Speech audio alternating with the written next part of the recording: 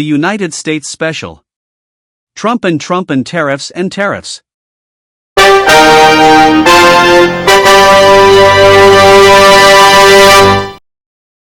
Like too many bits this week. Collating them. Like U.S. appeal court quashed Trump's tariffs. But Trump is confident that U.S. Supreme Court will overrule appeal court. Like ex-US NSA, Sullivan, said Trump is favoring Pakistan because his family members have crypto deals in Pakistan. Serious? Don't know. Like bonhomie between Modi and Putin at SCO meet caused stomachache to Western and US experts and politicians. It was obvious that Pak's Shahbaz Sharif was snubbed.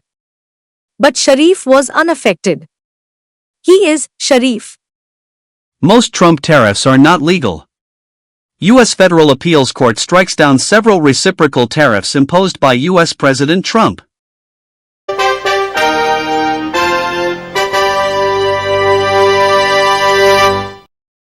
In U.S., a federal appeals court has struck down several reciprocal tariffs imposed by U.S. President Donald Trump, saying he unlawfully leaned on emergency powers to impose the import taxes. The court observed International Emergency Economic Powers Act does not authorize tariffs like the ones President Trump used the law for earlier this year. America के सबसे शक्तिशाली व्यक्ति Donald Trump और उनका सबसे बड़ा हथियार tariff, एक ऐसा हथियार जिससे वो दुनिया भर के देशों को झुकाने का दावा करते थे। लेकिन अब अमेरिका की अपनी ही अदालत ने उनके इस हथियार पर ताला लगा दिया है। फेडरल अपील कोर्ट ने एक ऐसा फैसला सुनाया है जिसने ट्रंप प्रशासन में भूचाल ला दिया और साफ कह दिया है कि राष्ट्रपति को असीमित अधिकार नहीं दिए जा सकते। लेकिन अब फेडरल अपील कोर्ट ने 7-4 के बहुमत से दिए फैसले में ट्रंप की इस दलील को सिरे से खारिज कर दिया है। कोर्ट ने साफ कहा है कि ट्रंप ने राष्ट्रीय आपातकाल की आड़ में अपनी शक्तियों का गलत इस्तेमाल किया है। कोर्ट का मानना है कि अमेरिकी संविधान के अनुसार टैक्स और टैरिफ लगाने की असली ताकत कांग्रेस के पास है। राष्ट्रपति को आपातकालीन शक्तियां दी तो गई हैं, लेकिन इसका मतलब ये नहीं कि वो जब चाहे जैसे चाहे दुनिया पर टैक्स लगा दे। कोर्ट ने अपने फैसले में लिखा कि ये मानना मुश्किल है कि कांग्रेस का इरादा राष्ट्रपति को टैरिफ लगाने की असीमित अधिकार देने का था। हालांकि कोर्ट ने ट्रंप प्रशासन को सुप्रीम कोर्ट में अपील करने का मौका देते हुए इन टैरिफ को 14 अक्टूबर तक जारी रखने की अनुमति दी है। U.S. President Donald Trump warned that the United States might need to unwind trade agreements with the European Union, Japan, South Korea, and others if it loses a tariffs case currently heading to the Supreme Court, as reported by Reuters. He added that a defeat could cause the country to suffer so greatly. We made a deal with the European Union where they're paying us almost $1 trillion. And you know what? They're happy. It's done. These deals are all done, he said. I guess we'd have to unwind them. Speaking to reporters at the White House, Trump said his administration plans to challenge a recent U.S. appeals court decision that ruled many of his tariffs were unlawful. Despite the setback, he expressed confidence that the Supreme Court would ultimately side with his administration, Reuters reported. These remarks marked the first time Trump explicitly suggested that trade agreements with major partners negotiated separately from the tariffs could be invalidated if the Supreme Court upholds last Friday's ruling. He argued that reversing the tariffs would be financially damaging.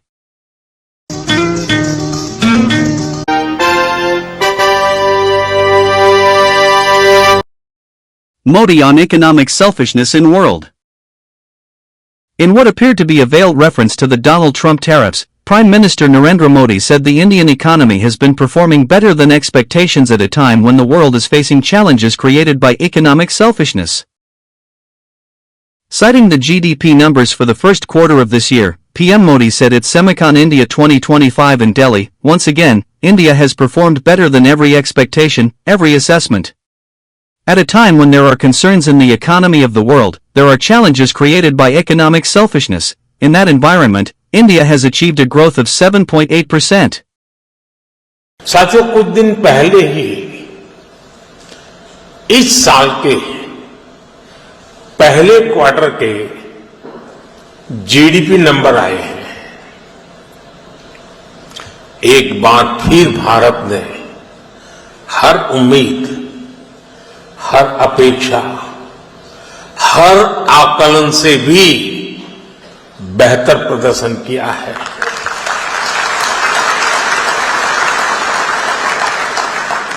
एक तरफ जब दुनिया भर की economy में चिंताएं हैं, आर्थिक स्वार्थ से पैदा हुई चुनौतियां हैं, उस माहौल में भारत ने 7.8% की ग्रोथ हासिल करके दिखाई है। और ये ग्रोथ हर सेक्टर में है, मैन्युफैक्चरिंग, सर्विसेज, एग्रीकल्चर, कंस्ट्रक्शन, हर तरफ उत्साह नजर आ रहा है। American leadership insults India. Dead economy. Ukraine war is Modi's war. Brahmins profiteering, and so on. The gloves are off between India and Donald Trump. Yesterday evening, Trump posted on social media. He announced 25% tariffs on Indian goods. They have the most strenuous and obnoxious non-monetary trade barriers of any country. Trump was posting on social media again, "I don't care what India does with Russia. They can take their dead economies down together for all I care." Again, when India buys Russian oil at a discount, and then Indian refiners in partnership in India with Russian refiners make that and sell it at a premium to the rest of the world, right? Russia uses the money it gets to fund its war machine, kill more Ukrainians, and then the next thing that happens, of course, is Ukraine comes to us and Europe and says, give us some more money. So everybody in America loses because of what India is doing. The consumers and businesses and everything lose, and workers lose because India's high tariffs cost us jobs and factories and income and higher wages. And then the taxpayers lose because we got to fund Modi's war, okay? The road to peace runs at least partly right through New Delhi. Modi's war? I mean Modi's war. Let me ask you because this. the road to peace runs in part through New Delhi. If you're complaining about Monday blues, spare a thought for Peter Navarro. He is the White House trade advisor, and this Monday hit him with images from the SCO. Pictures of Prime Minister Modi and Presidents Vladimir Putin and Xi Jinping standing shoulder to shoulder, shaking hands, laughing, and even huddling. If you are Navarro, that's the nightmare reel for you. Because this is a man who accused India of getting in bed with authoritarians. And the next thing he sees are these images going viral. So he responded with what he does best, a rant. When in doubt, play dirty.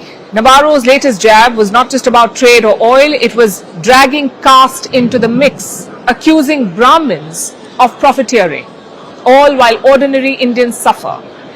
That's not diplomacy or leverage, that's a dog whistle. The idea is to paint India as feudal and corrupt. It's a new law, but here's what they do not talk about. Europe still buys Russian gas, the US still imports Russian uranium, but it's India that is bankrolling Putin's war. The hypocrisy is glaring. When India buys discounted oil, it is aiding authoritarians. When Europe does it, it is maintaining stability.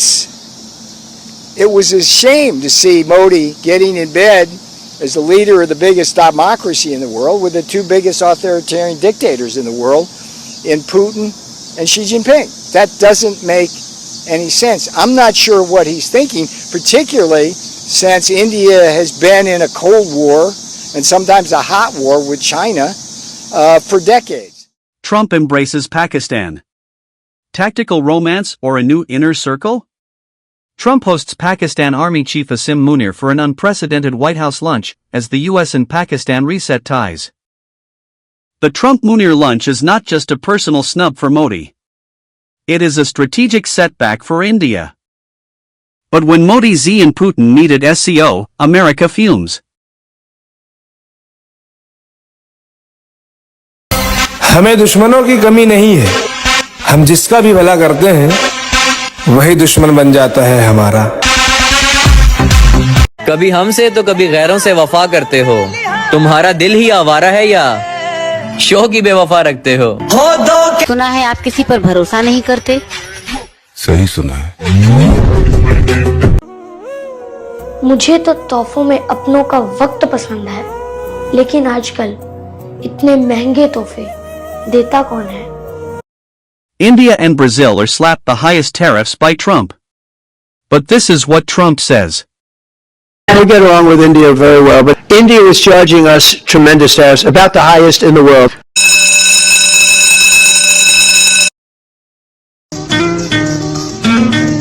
Trump aide Peter Navarro says, have great respect for PM Modi. Is he softening his stance?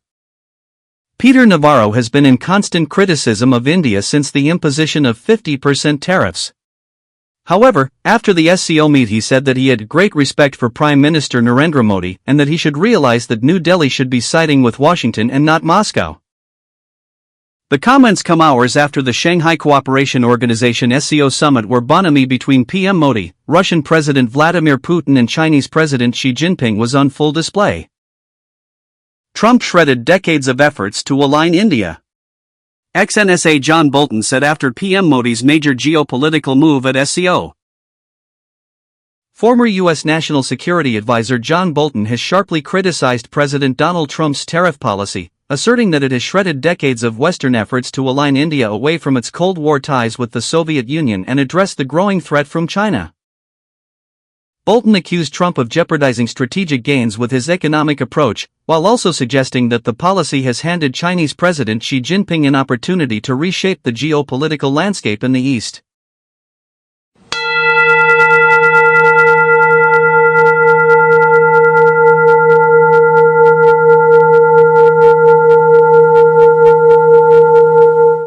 Putin's plain talk. A message to Trump? Talk to India or China like that, Putin slams Trump's tariff pressure. Russian President Vladimir Putin told Washington not to try to strong-arm India and China with tariffs and sanctions, saying, "You cannot talk to India or China in that way." Addressing the media after attending the Shanghai Cooperation Organization SCO summit and a military parade in China, Putin accused the Trump administration of using economic pressure as a tool to undermine two of Asia's biggest powers. Calling India and China partners, Putin said the U.S. tariff regime was an attempt to weaken the leadership of these countries. You have countries like India with 1.5 billion people, China, powerful economies, but they also have their own domestic political mechanisms and laws, he said. When somebody tells you they are going to punish you, you have to think how can the leadership of those big countries react? He said that history weighs heavily on the political instincts of both nations. They had difficult periods in their histories too, like colonialism, tax on their sovereignty during a prolonged period of time. If one of them shows weakness, his political career will be over. So that influences his behavior. Putin also stressed that Washington's rhetoric echoes outdated thinking. The colonial era is now over. They have to realize they can't use these terms in speaking with partners, he said. The Russian leader suggested tensions would eventually ease. Ultimately, things will be sorted out, everything will take its place, and we will see normal political dialogue again, he said. Putin's comments come as India faces U.S. sanctions for buying Russian oil, while China remains locked in a trade war with Washington. Trump links India tariffs to ending Ukraine war in Supreme Court plea. U.S. President Donald Trump's administration has moved the Supreme Court to challenge a federal appeals court ruling that decreed most of his sweeping tariffs illegal. In the court papers, the Trump administration has argued that the tariffs are a crucial aspect of our push for peace in Ukraine. In January, Trump had used the International Emergency Economic Powers Act, IEPA, to slap reciprocal tariffs on nations that traded with the U.S. However, the court ruling stated that under the statute the president can take decisions in response to a declared national emergency, but none of these actions involved the power to impose tariffs, duties, or taxes.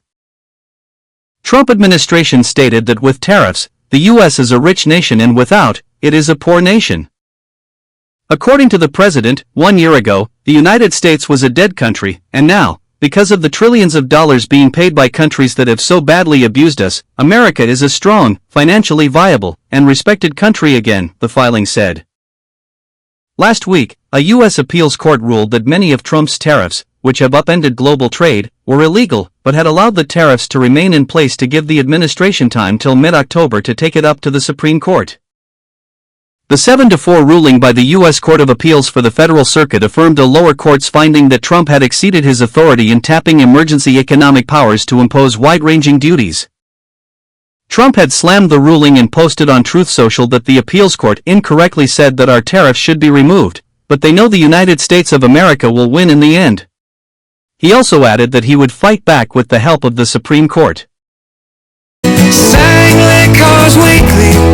In a major legal setback for the Trump administration, U.S. District Judge Allison Burroughs has ruled that the government's decision to freeze $2.2 billion in federal grants to Harvard University was unlawful. A U.S. federal judge delivered a major legal blow to the Trump administration on Wednesday.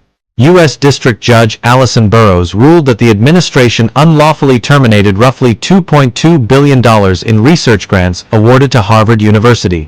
The decision means the White House can no longer freeze, cut off, or refuse research funding to the Ivy League institution. The ruling, issued in Boston, marks a significant victory for Harvard as it tries to negotiate a broader settlement that could end a bitter standoff with Washington. Harvard had become a central target in the administration's campaign to pressure U.S. universities. President Trump has repeatedly accused top schools of being gripped by anti-Semitic and radical left ideologies. The White House canceled hundreds of grants to Harvard researchers, claiming the school failed to protect Jewish students from harassment. Harvard sued, alleging retaliation. The university argued it was being punished for refusing demands to overhaul its governance, hiring, and academic programs to align with the administration's ideological agenda. And Judge Burroughs agreed. Peter Navarro on Brahmins. Donald Trump's advisor Peter Navarro Brahmin remark triggers storm. Brahmins are profiteering by buying Russian oil at the expense of the Indian people. Well, this line dropped casually by Peter Navarro, Donald Trump's trade advisor, has sent social media in India into a complete meltdown. But wait, was Navarro actually blaming Indian Brahmins, or is this one giant lost in translation moment? Let's take a look at the outrage.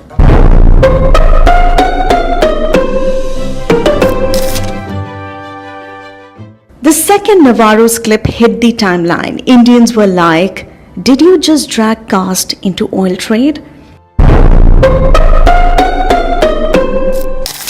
Social media was flooded by posts. Some claimed this is part of a global conspiracy to always blame Brahmins.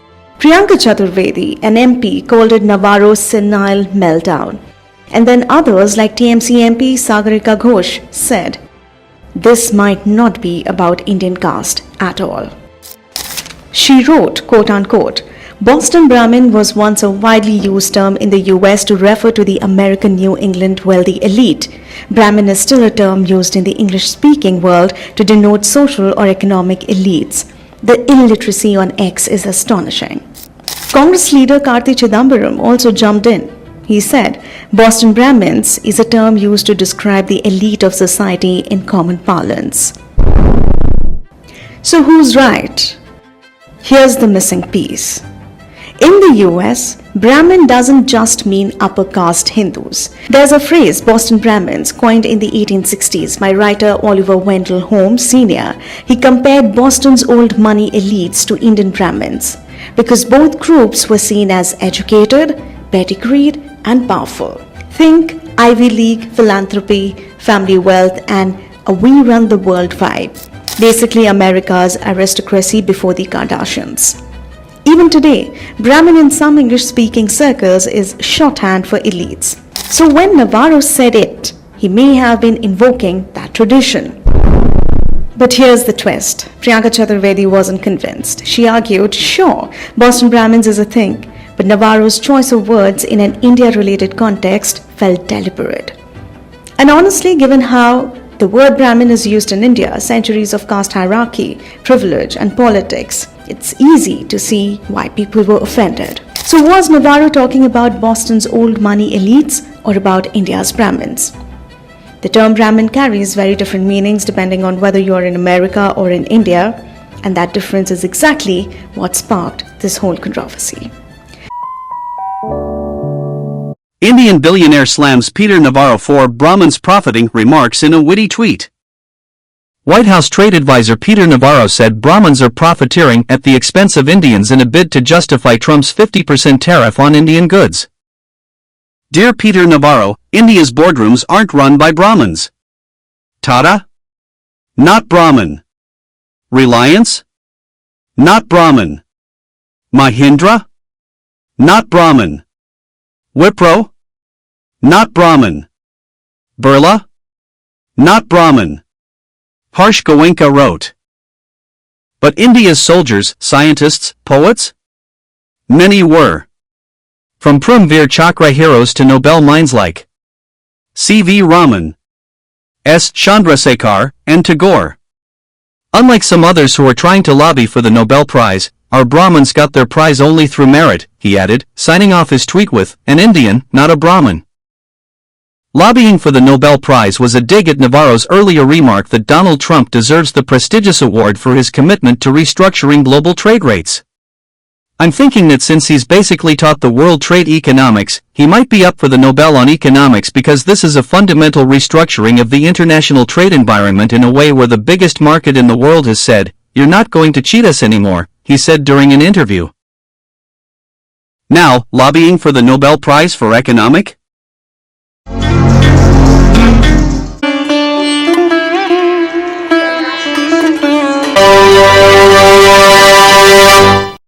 President Donald Trump's administration is reshaping the immigration system once again. And for Indians, who are the second largest group of immigrants in America, these changes that came into effect on the 2nd of September could prove game-changing. Now, most applicants applying for the first time or renewing must appear in person. Essentially, the Dropbox visa program has been scrapped for these categories, with a few limited exceptions. Now, this will particularly impact Indians. As a result, there would be additional strain on the already stretched consulates in India, and there's more worry for the students. The Department of Homeland Security has proposed a strict 4-year cap. Beyond that, students must apply for U.S. citizenship and immigration services for an extension. The grace period after finishing studies to wrap up has also been reduced to 30 days from 60, meaning Indians who missed out on the H-1B visas, often enrolled in a second master's as a backup, that option will vanish too.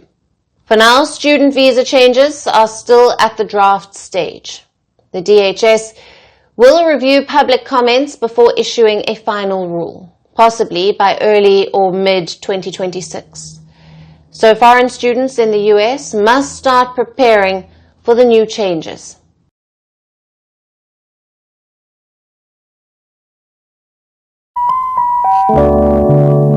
No more visas for Indians. No more visas for Indians, say Trump supporters. America is full. Charlie Kirk and Ron DeSantis attack Indian H-1B workers as U.S. trade talks hint at more visas. Indian professionals push back, citing tax, jobs, and innovation impact. Charlie Kirk posted on X. America does not need more visas for people from India. Perhaps no form of legal immigration has so displaced American workers as those from India.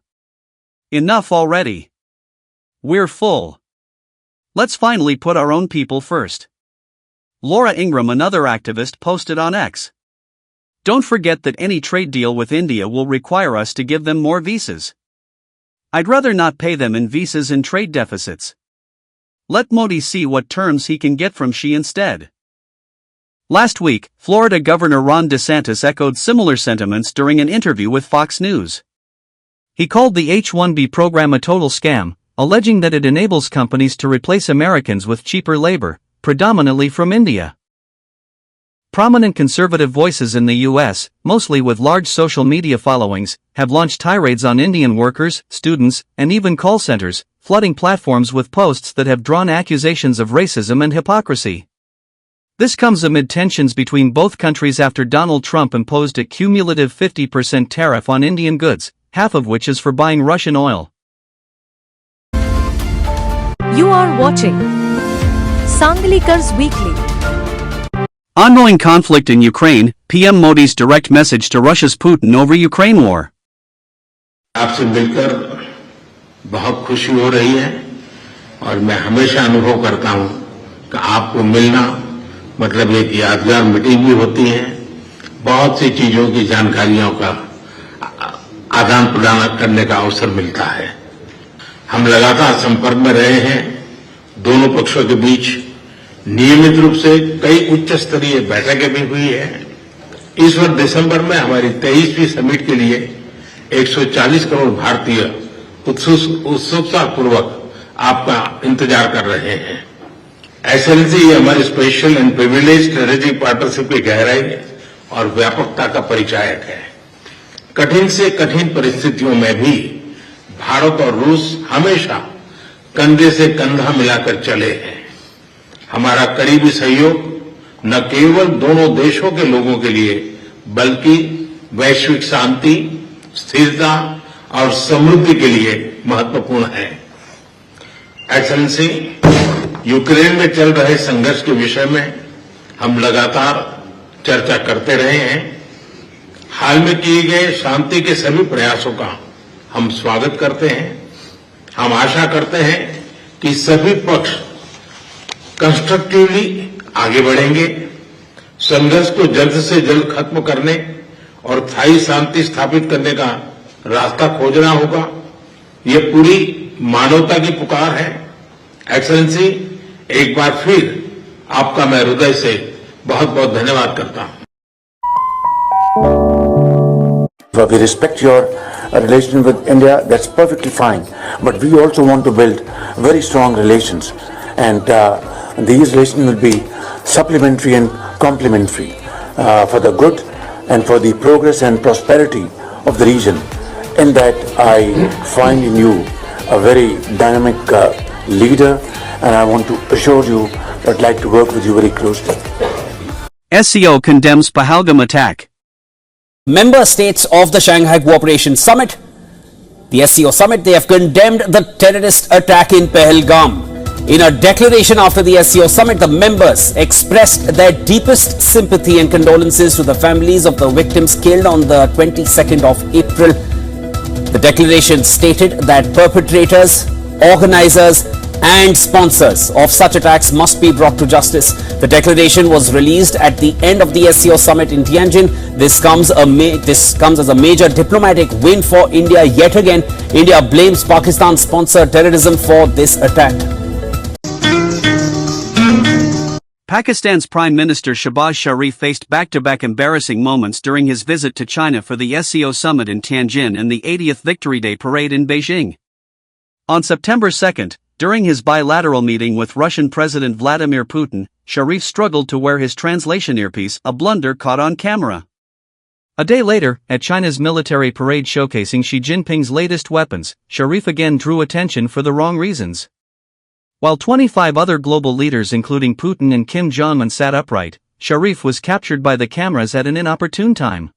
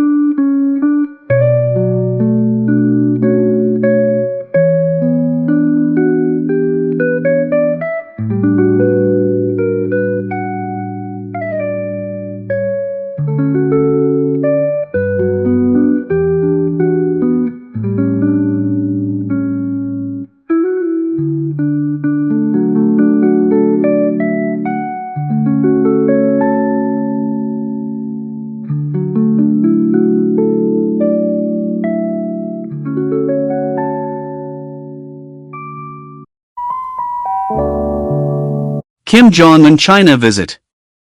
North Korean leader Kim Jong-un arrived in China on a luxury, bulletproof train to attend a major military parade in Beijing, marking his first foreign visit since 2023.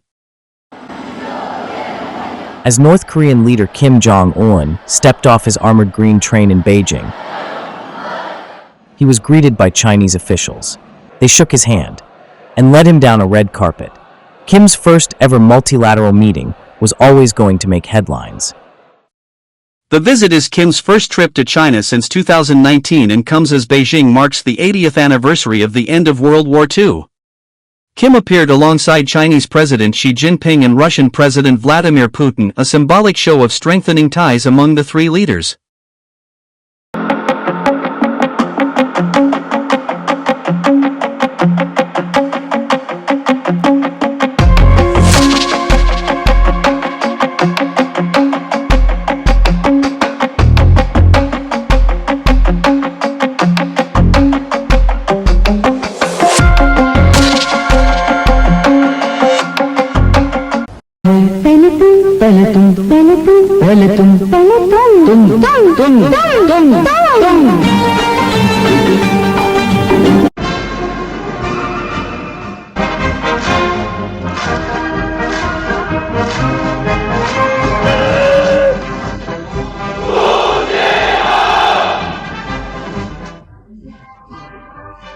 A nação chinesa é uma grande nação que não teme a violência e que se mantém independente e forte.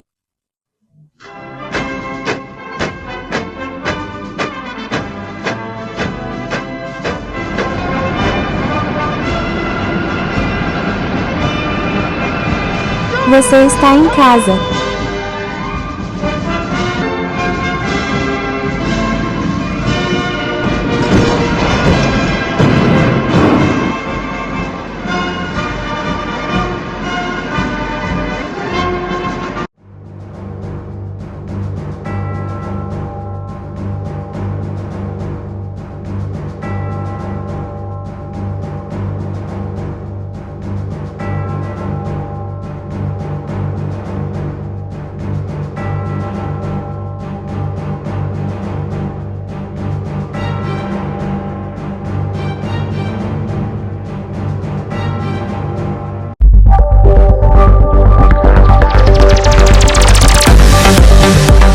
India's decision to abstain from China's September 3rd military parade, a significant event in commemorating the country's victory over Japan in World War II, has generated considerable geopolitical discussion.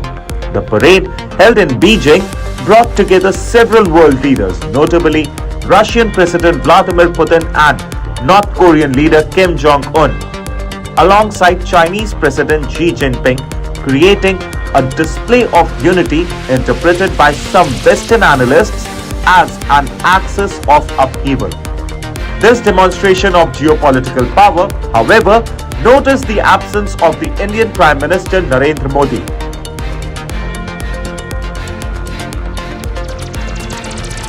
PM Modi's absence is widely considered as a calculated move reflecting the complexities of India's relationship with China.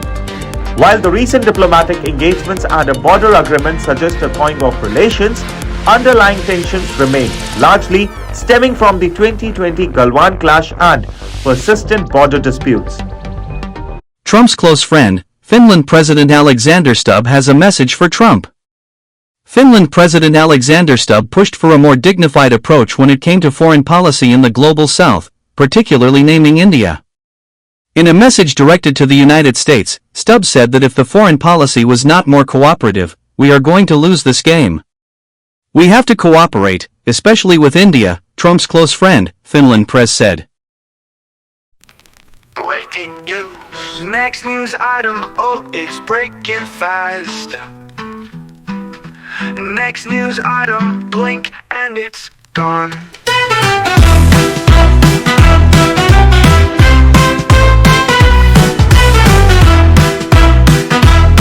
Putin says, the Ukraine situation is only a pretext to take various steps against countries that have economic ties with Russia. Ukraine situation just a pretext, Putin slams steps against countries with economic ties with Russia, argues against tariffs and sanctions. Vladimir Putin said that the Western powers are using the Ukraine conflict as a mere pretext to impose broader punitive measures against countries engaged in strong economic relations with Moscow. Putin argued that recent trade restrictions and tariffs were being justified under the Ukraine narrative but, in reality, pursued unrelated political and economic agendas.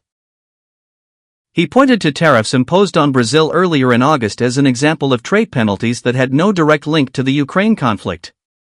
Putin said the actual reasons behind these measures were economic imbalances between the West, particularly the United States, and major economies like India, China, and Brazil. Vladimir Putin accuses West of pushing Russia to its red lines. It's all bravado. U.S. Commerce Secretary on India's response to Trump tariffs.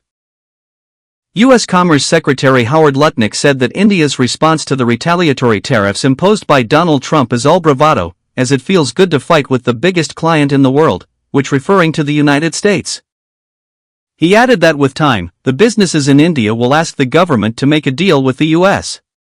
So I think what happens is it's all bravado, because you think it feels good to fight with the biggest client in the world, but eventually your businesses are going to say you've got to stop this and go make a deal with America.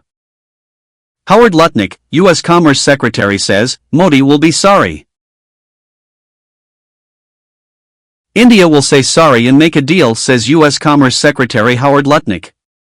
Taking a cue from President Trump's stubborn stance on tariffs, U.S. Commerce Secretary Howard Lutnick signaled a hardening of U.S. position on tariffs.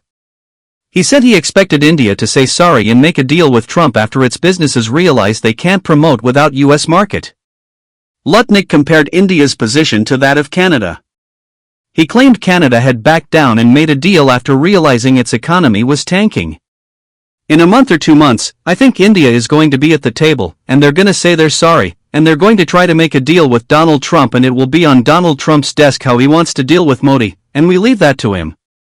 That's why he's the president, Howard Lutnick, U.S. Commerce Secretary. He said India and China will not be able to sell goods to each other. He maintained they will eventually have to come to U.S. because it's our $30 trillion economy that is the consumer of the world. He also warned India to stop buying Russian oil, stop being part of BRICS, or face a 50% tariff. I settled 7 wars. U.S. President Trump skips mentioning India-Pakistan in wars he has settled. I settled 7 wars. I settled 3 wars. One was 31 years going. A lot of people killed, 10 million people. Another was 34, and another was 37 years it was going on. And people said you can't settle them, and I settled them. 2 questions for you. First, after your phone call with Ukrainian President Zelensky today, do you plan to speak with Russia's President Putin in the near future? What? If you will speak with President Putin in the near future. I will be, yeah, I will be. We're having a very good dialogue. I settled 7 wars. The one that I thought would be maybe one of the easiest. You know that feeling? You think one thing is going to be easier, it turns out to be a little bit tougher. But the one that I thought would be an easier one because of my relationship with President Putin and with Ukraine and everything else, I thought it would be the Russia-Ukraine disaster, where this week 7,014 people were killed. Soldiers, in most cases soldiers, a few from Kiev, relatively few, but mostly soldiers, and they're being killed at levels that we haven't seen since World War II. And they're not American, they're not from any of the countries that some of you are from, but they're people, they're souls, and we'll get it done. But that's turned out to be the most difficult of the group. You know, I settled 3 wars. One was 31 years going. A lot of people killed, 10 million people. Another was 34, and another was 37 years it was going on. And people said you can't settle them, and I settled them. This one turned out to be more difficult, but we'll get it. We'll get it. EU's top leaders say India key to ending Ukraine war, creating path to peace. India and the EU relaunched the negotiations for the free trade agreement. EU Chief von der Leyen speaks with Modi, says India has important role in ending Ukraine war. Days after Prime Minister Narendra Modi's warm display with Putin and Xi at the SCO summit, Europe has turned to him as a potential key to peace in Ukraine. On September 4, EU Chief Ursula von der Leyen and European Council President Antonio Costa held a joint call with Modi, hailing India's important role in ending Russia's war. Talks also focused on finalizing an India-EU trade pact, with Germany pledging to double trade. As Europe rushes to fast-track ties, Modi's role as a global power broker is under sharp spotlight. In a post on X, formerly Twitter, Ursula von der Leyen said, "We warmly welcome India's continued engagement with President Zelensky. India has an important role to play in bringing Russia to end its war of aggression and helping create a path towards peace." Alongside the Ukraine discussion, India and the European Union pledged to seal their much-awaited free trade deal by December. Modi and the EU leaders also stressed the importance of promoting a rules-based global order amid Washington's disruptive trade policies. The leaders underlined the role of the India-EU strategic partnership in addressing global challenges, fostering stability, and advancing mutual prosperity, according to an Indian readout. Ex-US NSA John Bolton says Trump-Modi friendship is history. Former U.S. National Security Advisor John Bolton has said that President Donald Trump's once strong personal rapport with Prime Minister Narendra Modi is no longer intact, and blamed the Republican president for pushing back the bilateral ties by decades. Trump had a very good relationship personally with Modi. "I think that's gone now, and it's a lesson to everybody," says Bolton. Bolton tweeted that while good personal ties may help at times, they won't protect leaders from the worst. He also cited UK PM Keir Starmer as an example, calling it a lesson in international relations. Bolton cautioned that close ties with the American leader will not shield world leaders from his administration's policies. His remarks come as India-US relations face a period of strain, exacerbated by the Trump administration's tariff policies and criticism of New Delhi. According to Bolton, President Donald Trump had a very good personal relationship with Prime Minister Narendra Modi, but that's gone now. The former NSA suggested that Trump views international relations through the prism of his personal connections with leaders, a perspective that can lead to unpredictable foreign policy. This development occurs against a backdrop of increased U.S. tariffs on India, with some administration aides reportedly making critical comments. You are watching Sanglikar's Weekly. We've lost India, Russia to deepest, darkest China, Donald Trump's latest social media post. U.S. President Donald Trump today said in a social media post that it looks like we've lost India and Russia to deepest, darkest China, before sarcastically wishing all three countries a prosperous future. President Donald Trump's latest post on Troika, Donald Trump has said, "Looks like we have lost India." That's what he has said. His comments come day after the SEO meet, the crucial SEO meet that happened in Tianjin in China, in which Prime Minister Modi, those visuals there of the SEO summit, that critical SEO summit in which Prime Minister Modi also met Xi Jinping and Russian President Vladimir Putin. And now Donald Trump has said, and I quote, "Looks like we've lost India. We've lost India and Russia to China." This is his latest social media post coming on the Troika. A great Prime Minister, Trump takes U-turn on India-US ties, calls PM Modi his friend. Well, I'll always be friends with Modi. He's great. Prime Minister, he's great. Be friends, but I just don't like what he's doing at this particular moment. But India and the United States have a special relationship. There's nothing to worry about. Disappointed that India would be buying so much oil, as you know, from Russia. Modi, as you know, is great. He was here a couple of months ago. I need to reset relations with India at this point. I always will. I'll always be friends with Modi. He's great. Prime Minister, he's great. I'll always be friends, but I just don't like what he's doing at this particular moment. But India and the United States have a special relationship. There's nothing to worry about. We just have moments on occasion. How are trade talks going with India and with other countries that you haven't reached a trade deal with? They're going great. Other countries are doing great. We're doing great with all of them. We're upset with the European Union because of what's happening with not just Google, but with all of our big companies. They just, hit them with these these unbelievable fines. $17 billion and $14 billion. And they use that money to run Europe. It's almost become like common It's almost become a yearly occurrence, like it's a tax. Fully reciprocate, PM Modi firmly responds to US President Trump's remark on India-US ties. PM Narendra Modi taking to social media platform X firmly responded to US President Trump's remarks. As US President Trump early today said, India-US have very special relationship, PM Modi appreciated Trump's stance. PM Modi said, deeply appreciate and fully reciprocate President Trump's sentiments and positive assessment of our ties. He further called India-US relationship a very positive and forward-looking comprehensive and global strategic partnership. US President Donald Trump on September 6 took U-turn on India-US relations. President Trump during a presser at White House called India-US ties very special. Trump also affirmed that he and PM Modi would always be friends, asserting that there is nothing to worry about. Trump replied to ANI reporter on being asked resetting relations with India, that he'll always be friend to PM Modi. He also called PM Modi a great prime minister. You are watching Sanglikars Weekly.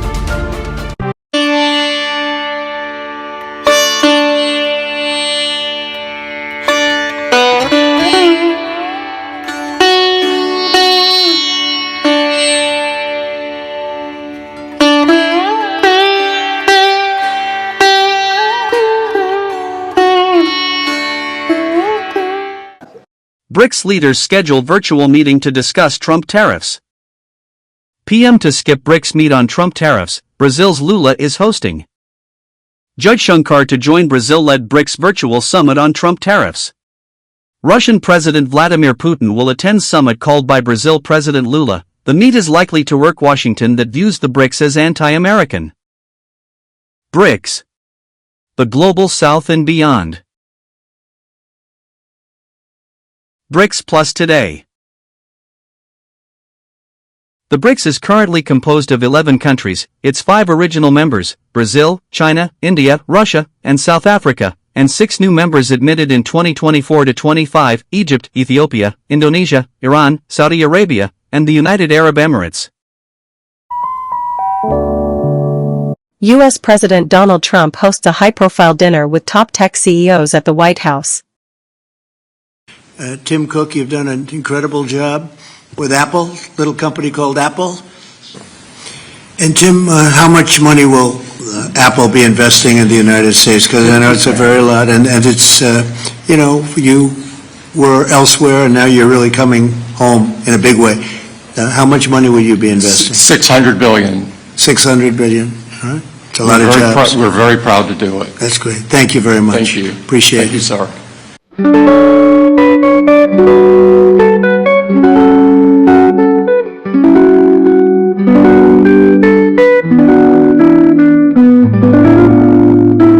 I also want to thank you for helping American companies around the world.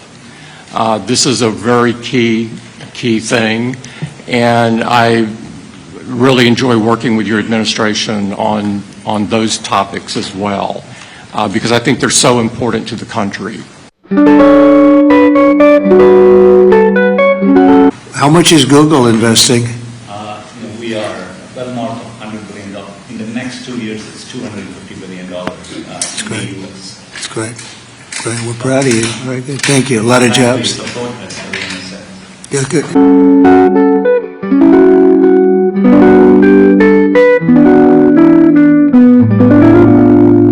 What about Microsoft? That's a big number.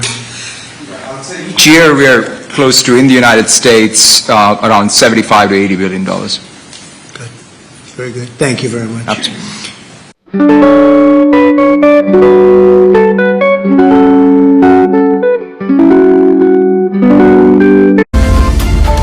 You are watching Sanglikars Weekly.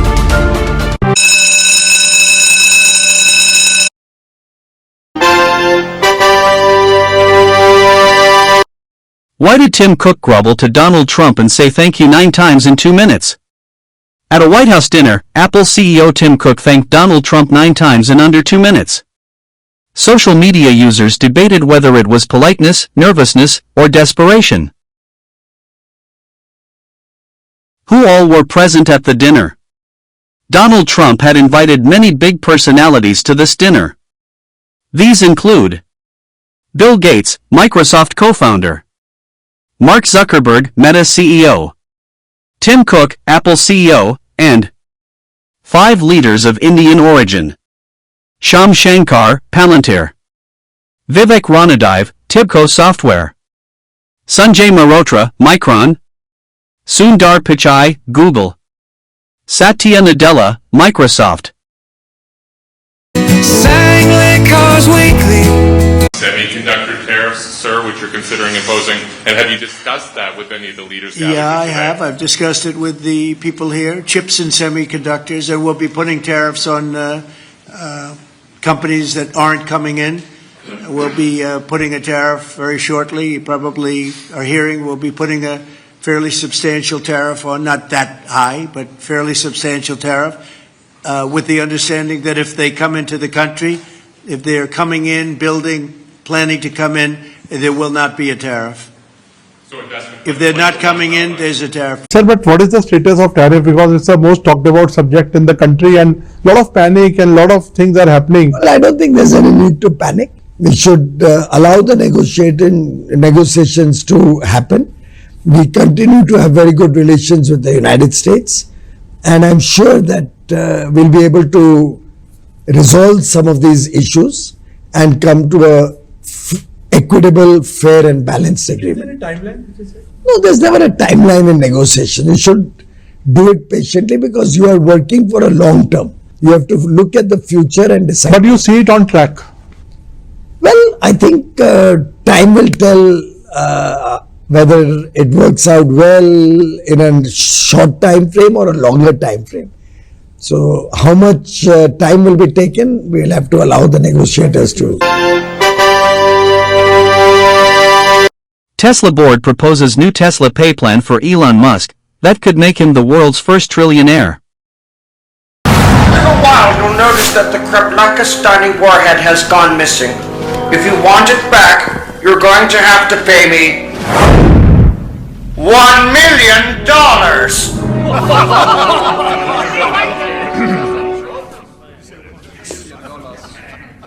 Sorry. $100 billion. Gentlemen. Ah, the sweet Austin Power days of 1997 when Dr. Evil realized $1 million wasn't enough, and now $100 million is pocket change to the wealthiest in America. Tesla CEO Elon Musk could officially become the first trillionaire with Tesla's newly announced massive 423 million share pay package for the CEO. There is a catch. First, he has to increase Tesla's value to $8.5 trillion. You see that on the right of your screen. It's far beyond the company's current $1 trillion value you see on the left. And look at that in the green. That would be double the most valuable company on the market today, which is NVIDIA. Upcoming world events. Amid tariff tensions, PM Modi to skip the UN General Assembly session, set to take place from September 23 to 29 at New York. This comes amid tariff tensions between India and the United States, after President Donald Trump imposed punitive levies on New Delhi for purchasing oil from Russia amid the Ukraine war. A list of speakers issued by the United Nations had both PM Modi and Donald Trump lined up to address the annual session. The high-level general debate at the 80th session of the UN General Assembly is set to take place from September 23 to 29, with Brazil traditionally opening the session, followed by the United States. Trump to skip India visit? U.S. President may not attend 2025 Quad meet. Trump administration had hosted the Quad foreign ministers meeting, a day after Trump took the oath of office for a second term. Is Trump's absence at Quad summit in India a sign of fragile U.S.-led alliances? Trump's plan to skip the India meet may underscore the limits of a grouping that relies heavily on U.S. commitment, analysts say. United States President Donald Trump Friday confirmed the group of 20 G20 world leaders will come together for the 2026 summit at his Doral Golf Club near Miami in southern Florida, nearly 5 years after fury emerged over his plan to host it in 2020, Reuters reported. As we celebrate our nation's 250th anniversary next year, The United States will have the honor of hosting the G20 summit right here in America for the first time in nearly 20 years, Trump said while addressing reporters in the Oval Office.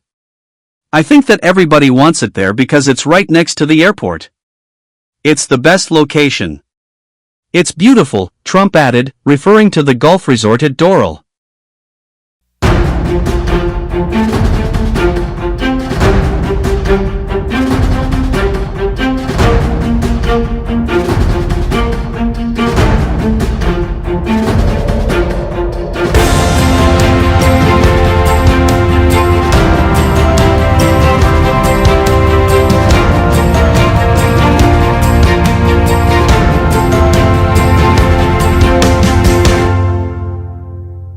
The United States hasn't hosted a G20 since it was held in Pittsburgh in 2009. The president suggested that organizers had requested the summit be at his property, but didn't elaborate. He said each delegation from different countries will have its own building. It's the best location, it's beautiful, beautiful everything, Trump said, while adding, we will not make any money on it. You are watching Sangalikars Weekly.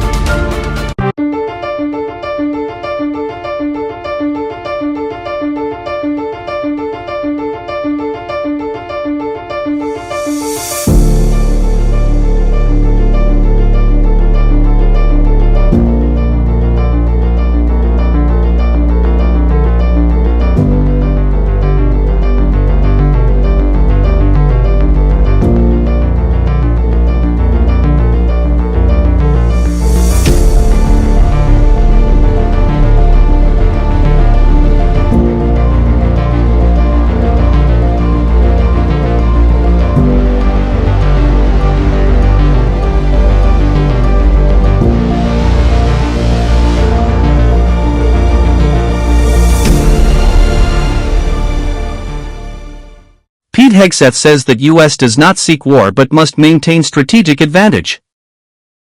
That is why President Trump has charged us at the Department of Defense to be prepared to rebuild our military and re-establish deterrence. Not because we seek conflict, and we've been clear about that with China, Russia and others, said Pete Hegseth, Pentagon chief. The leaders of China, Russia and North Korea have appeared in public together for the first time in a show of solidarity at a massive military parade in Beijing. U.S. President Donald Trump accused President Xi of conspiring against the U.S. with Russia and North Korea in a post on Truth Social. Please give my warmest regards to Vladimir Putin and Kim Jong-un as you conspire against the United States of America, Trump said. Kremlin spokesperson Yuri Ushakov rejected any suggestion of a conspiracy against the U.S., according to Russian state media. He called Trump's words ironic and said Putin, Xi and Kim aren't not even thinking about a conspiracy against the United States. U.S. Defense Department to be renamed Department of War, announces Donald Trump. How do you plan to do that? It requires an act of Congress to rename the Defense Department to the Department of War. We're just going to do it. I'm sure Congress will go along if we need that. I don't think we even need that, but if we need that, I'm sure Congress will go along. You know, that was the name when we won World War I, we won World War II, we won everything, and just to me seems like just a much more appropriate. The other is defense is too defensive, and we want to be defensive, but we want to be offensive too if we have to be. So it just sounded to me better. U.S. President Donald Trump has directed the Pentagon to prepare for a historic military transformation aimed at restoring American deterrence against China, Russia, and North Korea. Defense Secretary Pete Hegseth confirmed the directive, citing a need to rebuild U.S. armed forces and reinstate a warrior ethos.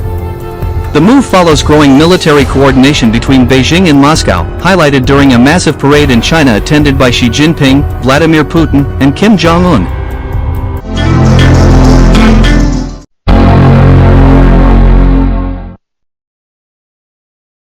Part 2 follows.